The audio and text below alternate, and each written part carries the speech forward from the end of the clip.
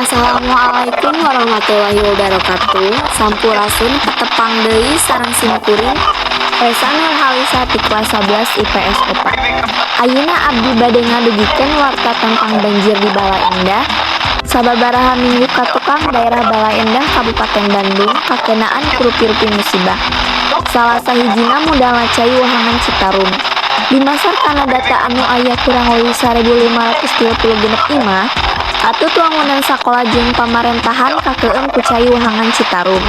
Panyebab budalna cai wahangan teh sebab gedena cai hujan jeung lobana runtah anu ngahalangan kokocoran anu ngabulakarkeun cai jadi nganyembeng.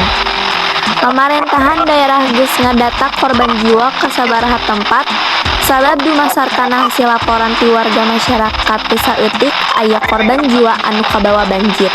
Masyarakat Kota Bandung ngarasa prihatin ku ayeuna musibah eta. Masyarakat oge ngayakeun tarekah ngumpulkeun warga kersumbangkeuneun ka warga anu keunaan musibah eta. Sakitu wae warta anu ti simkuring dugikeun. Wassalamualaikum warahmatullahi wabarakatuh.